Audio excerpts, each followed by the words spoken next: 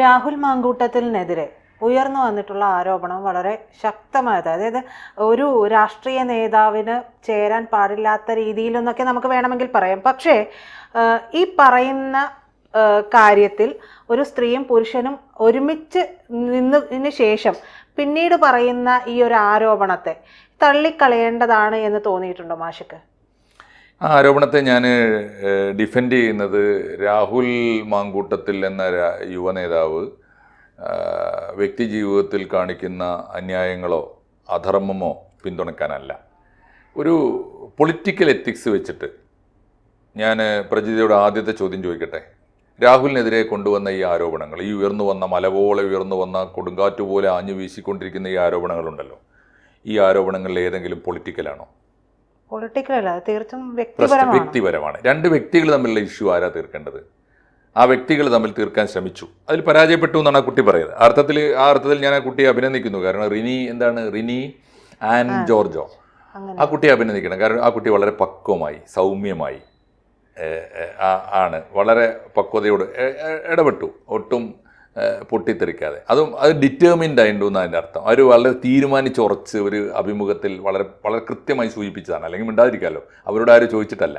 അതിനെക്കുറിച്ച് അവരെ ആക്ഷേപിക്കുന്നതിൽ അർത്ഥമില്ല. അവർ സന്തോഷത്തോടെ പറഞ്ഞു എന്നൊക്കെ പറഞ്ഞ ആയിഷ സുൽത്താൻ, അതിലൊരു കാര്യമൊന്നുമില്ല. അവർ സന്തോഷത്തോടെ തന്നെയാണ് പറയേണ്ടത്. നമ്മളൊരു പോരാട്ടം നടത്തേണ്ടത് നിലവിളിച്ചുകൊണ്ടല്ല, നല്ല ആത്മവിശ്വാസത്തോടെ. അത് വളരെ കൃത്യമാണ്. അപ്പോൾ ഞാൻ ചോദിക്കുന്നൊരു ചോദ്യം, എന്താ പൊളിറ്റിക്കൽ ഇഷ്യൂ എന്ന് പറഞ്ഞാൽ എന്താ?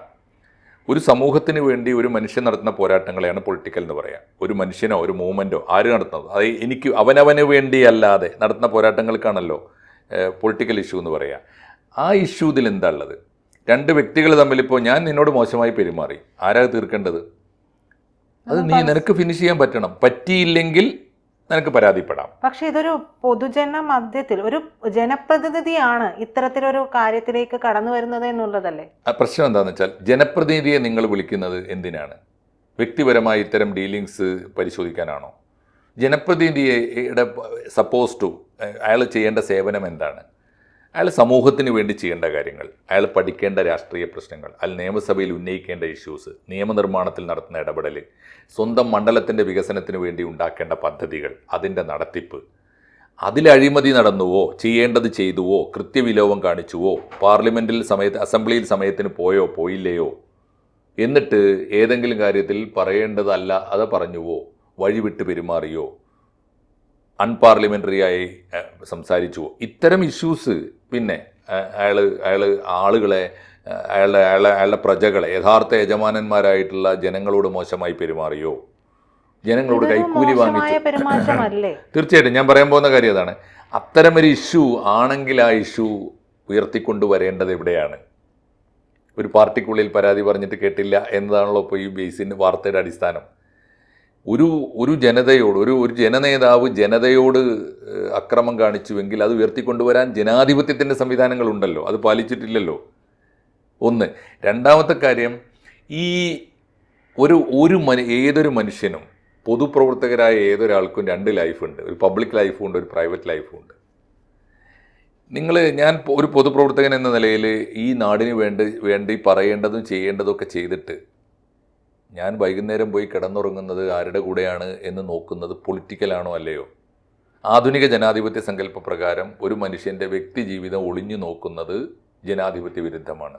പക്ഷേ മാഷെ, അവിടെ എനിക്ക് ചോദിക്കാനുള്ളത്, ഒരാൾക്കൊപ്പം എങ്കിൽ ഓക്കെ, ഇത് ഈ ഒരു ജനപ്രതിനിധി എന്നുള്ള ആ ഒരു കാര്യത്തെ മുൻനിർത്തിക്കൊണ്ട്, അതായത് ഞാൻ ജനപ്രതിനിധിയാണ്, അയാൾ ചോദിക്കുന്നതും പറയുന്നതും അതാണല്ലോ, ഞാൻ അതായതുകൊണ്ട് ഇത്തരത്തിൽ എനിക്കൊന്നും നഷ്ടപ്പെടാനില്ല എന്ന് പറഞ്ഞുകൊണ്ട് മറ്റു പലരോടും എല്ലാവരെയും ആ ഒരു കാര്യത്തിൽ കൊണ്ടുവന്ന് നിർത്തിക്കൊണ്ടാണ്, പിൻ പോയിന്റിൽ നിർത്തിക്കൊണ്ടാണ് ഇത്തരത്തിലുള്ള സ്വഭാവ ദൂഷ്യം ചെയ്തുകൊണ്ടിരിക്കുന്നത്.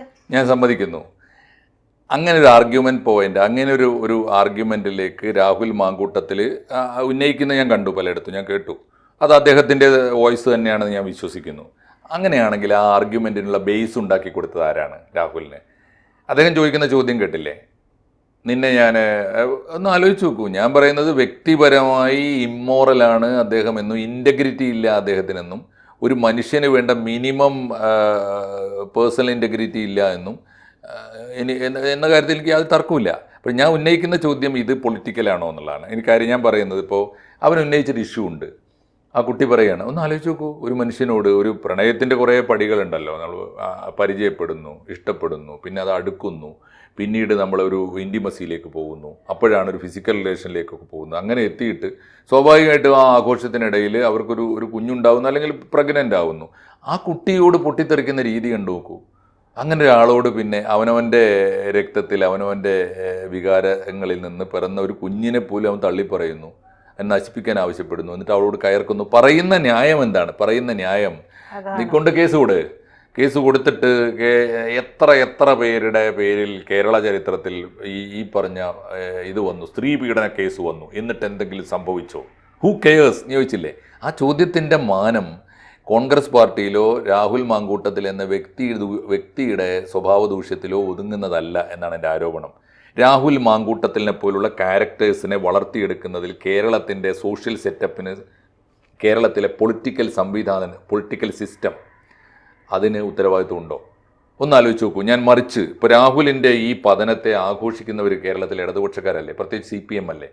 CPM-നകത്ത് വന്നതുപോലെ ഇത്രയേറെ ഈ സ്ത്രീ പ്രശ്നങ്ങൾ, സ്ത്രീ ചൂഷണം, സ്ത്രീ പീഡനം, പെൺകുട്ടികളുടെ ആരോപണങ്ങൾ, കണ്ണീര്, അത്രയേറെ കണ്ണീര് വീണ ഒരു പാർട്ടി കേരളത്തിൽ വേറെ ഏതാ ഉള്ളത്? ഒന്നെടുത്ത് നോക്കൂ.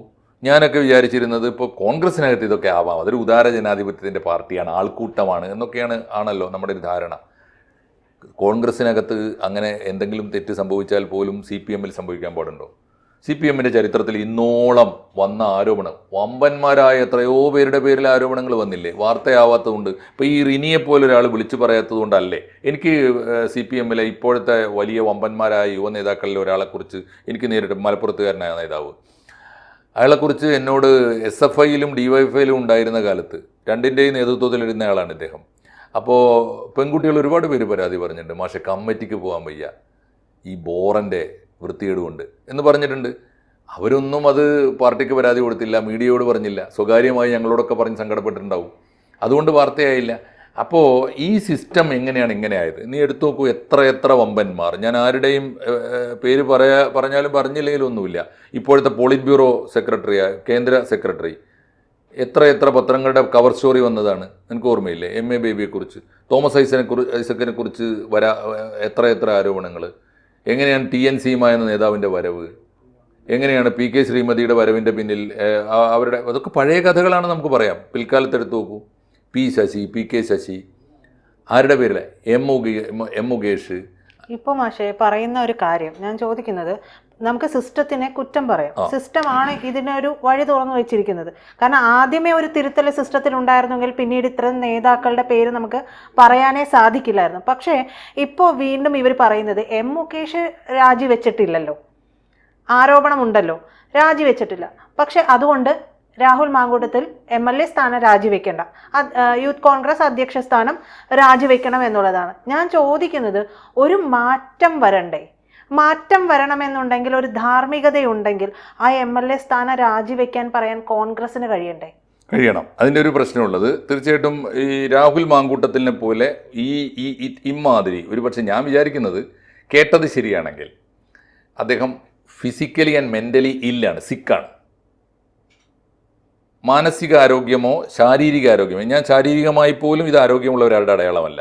ഭൂമിയിൽ ഒരേ സമയം ഈ ഒരുതരം അധിനിവേശം ഉണ്ടല്ലോ, ഈ വിശക്കുന്ന, ഒരിക്കലും തീരാത്ത വിശപ്പുള്ളവനാണല്ലോ, കണ്ണിൽ കണ്ടത് മുഴുവൻ കടിച്ച് കീറി വലിച്ച് കഴിക്കുക. അതിനെ ഇപ്പോൾ ഈ ഒരു സെൻസിലേക്ക് എടുത്തോളൂ, ഇമോഷണൽ സൈഡിലേക്കോ അല്ലെങ്കിൽ ഈ ഒരു കാമാസക്തിയുടെ തലത്തിലേക്കൊക്കെ എടുത്തോളൂ. ശാരീരികമായും മാനസികമായി രോഗിയാണ് അവൻ ഞാൻ വിചാരിക്കുന്നത്. അങ്ങനെ ഒരു രോഗിയെ കോൺഗ്രസിനകത്ത് ലീഡർഷിപ്പിലേക്ക് കൊണ്ടുവരുമ്പോൾ ഇവർക്കൊന്നും അറിയാഞ്ഞിട്ടാണോ? ഒന്നല്ല, ഇപ്പോൾ ഈ കുട്ടികൾ തന്നെ പറയുന്ന ഒരുപാട് പേരോട് ഏറ്റവും ഒരു ട്രാൻസ് വുമൺ വരെ പറഞ്ഞിരിക്കുന്നു പരാതി എന്നുള്ളതാണ്. അതെ, അത് തന്നെ അപകടമാണ്. ഇപ്പോൾ ആലോചിച്ച് നോക്കൂ, ഒരാളിപ്പോൾ നിനക്കതിൻ്റെ, ഞാനിപ്പോൾ പ്രജിതൊക്കെ അറിയാലോ, ഒരേ സമയം ഇപ്പോൾ ഉഭയലിംഗ ബന്ധങ്ങളെ പോലെ തന്നെ ഹോമോസെക്ഷൽ ബന്ധങ്ങളും ട്രാൻസ്ജെൻഡേഴ്സിനോടുള്ള ബന്ധങ്ങളും, ഇതൊന്നും ഒരു നോർമലായ മനുഷ്യനെ, നോർമലി ഹെൽത്തി ആയൊരു മനുഷ്യൻ്റെ സ്വഭാവമല്ല. അപ്പോൾ ഇവൻ്റെ ഈ പുറത്ത് കാണിക്കുന്ന പൊട്ടിത്തെറി ഒക്കെ യഥാർത്ഥത്തിൽ അവൻ്റെ രോഗലക്ഷണമാണെന്ന് വേണം കാണാൻ. അപ്പോൾ അങ്ങനെ ഒരാളെ വളർത്തിക്കൊണ്ടുവന്നതിൽ, അവൻ്റെ രോഗത്തിന് സമയത്തിന് ചികിത്സ കൊടുക്കാതെ, രോഗിയാണെന്ന് അറിഞ്ഞിട്ടും കുട്ടികളുടെയൊക്കെ ഒരുപാട് പേര് അനുഭവസ്ഥരും ഈ ഇരകളും ഒക്കെ വിളിച്ചു പറഞ്ഞിട്ടും വളർത്തിക്കൊണ്ടുവന്ന കോൺഗ്രസ്സിന് ഉത്തരവാദിത്തമുണ്ട്, ഒട്ടും ചെറുതല്ല. പക്ഷെ കോൺഗ്രസ്സിനകത്ത് അങ്ങനെ ഒരാൾ പിടിച്ചു നിൽക്കാനും ഇത്രയും കാലം വളർന്നു വരാനും ചൂണ്ടിക്കാണിച്ചത് മറുവശത്തേക്കാണ്. അപ്പുറത്ത് നോക്കൂ, അവിടെ അവർക്കാവാമെങ്കിൽ എന്താ നമുക്കായിക്കൂടെ എന്ന് പറയണം. കോൺഗ്രസിനോട് ഒരു ഏറ്റവും വലിയ ദുരന്തം അതാണ് ദുരന്തം. ഈ സിസ്റ്റം ഞാൻ വിളിക്കുന്ന അതിനെയാണ് ദുരന്തം എന്ന് ആലോചിച്ച് നോക്കൂ. ഇവൻ ബാർഗെയിൻ ചെയ്യാണ്. ഇപ്പോൾ വി ഡി സതീശൻ ഇവൻ്റെ പേരിൽ നടപടിയെടുക്കാൻ ചെന്നാൽ, കെ സുധാകരൻ നടപടിയെടുക്കാൻ ചെന്നാൽ ഇവൻ എന്താ പറയണത്? എന്താ കോൺഗ്രസ്സിൽ മാത്രം ഇത് പാടില്ലേ, അപ്പുറത്താവാമല്ലോ. അല്ലെങ്കിലും നമ്മുടെ പൊളിറ്റിക്സിൽ ഈ സമീകരണം വന്നല്ലോ. അവന് കക്കാമെങ്കിൽ നമുക്കെന്താ കട്ടൂടെ, അവന് തെറി വിളിക്കാമെങ്കിൽ നമുക്കെന്താ തെറി വിളിച്ചൂടെ? ഇതെല്ലാം ആയിത്തീർന്നില്ലേ? ഇതിലേറ്റവും വലിയ പരാജയം സംഭവിക്കുന്നത് രണ്ട് കൂട്ടർക്കാണ്. ഒന്ന്, രാഹുൽ മാങ്കൂട്ടത്തിൽ എന്ന വ്യക്തിക്ക് മാത്രമല്ല, അവൻ രോഗിയാണ്, അവൻ പൊളിറ്റിക്കലി ഫിറ്റ് അല്ല. ഒരു കാര്യം ഞാൻ നേരെ പറയാം, പൊളിറ്റിക്കൽ എത്തിക്സിലെ ഒരു പ്രധാനപ്പെട്ട കാര്യം, നമ്മളൊക്കെ രാഷ്ട്രീയം പഠിച്ചു തുടങ്ങുന്ന കാലത്തുള്ള ഒരു പാഠം ഞാൻ പറയാം.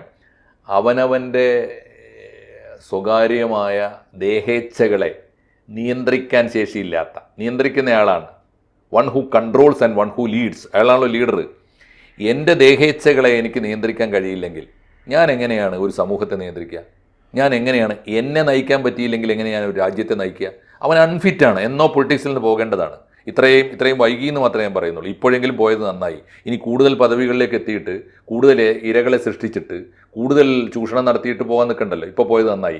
രാഹുൽ മാങ്കൂട്ടത്തിൽ പോകുന്നത് കൊണ്ട് ഒരു ചുക്കും മലയാളത്തിന് വരാനില്ല. അവന് മാത്രമേ ഉള്ളൂ. അവൻ പോകേണ്ടതുമാണ്, നഷ്ടമല്ല. ഞാൻ മനസ്സിലായി, ഇങ്ങനെ ഒരു രോഗി ഇത്രയും കാലം പിടിച്ചു നിന്നെങ്കിൽ അവൻ ലാഭമാണ്. അവനിപ്പോൾ എക്സ്പോസ്ഡായി പോയി, പക്ഷേ നഷ്ടം അവിടെയല്ല. ഒന്ന്, കടുത്ത ഭരണവിരുദ്ധ വികാരമുണ്ട് കേരളത്തിൽ. അധികാരത്തിൻ്റെ തൊട്ട് വക്കത്തെത്തി നിന്നാണ് UDF. അതിന് വീഴ്ച പറ്റിയാൽ അത് എല്ലാവർക്കും വലിയ നഷ്ടമുണ്ടാക്കും. ആ പാർട്ടിക്കും ആ മുന്നണിക്കും നഷ്ടമുണ്ടാക്കും. ഒന്ന്. രണ്ടാമത്തെ കാര്യം, കോൺഗ്രസ് സമീപകാലത്തെ കഴിഞ്ഞ 10 കൊല്ലത്തിനകം കോൺഗ്രസ് കേരളത്തിന് ചെയ്ത ഏറ്റവും വലിയ സംഭാവന എന്താണെന്ന് ഒരു രാഷ്ട്രീയ വിദ്യാർത്ഥി എന്ന നിലയിൽ എൻ്റെ ഒരു നിരീക്ഷണത്തിൽ ഞാൻ പറയാം. അത് രണ്ടാം നിരയിൽ ഒരു വമ്പിച്ച പടയെ വളർത്തിയെടുത്തു എന്നുള്ളതാണ്. അത് നമ്മളെപ്പോഴും പലപ്പോഴും ചർച്ച ചെയ്തിട്ടില്ല. രണ്ടാം നിരയിൽ എടുത്തു നോക്കൂ, CPM-ൽ വട്ടപൂജ്യമാണ്.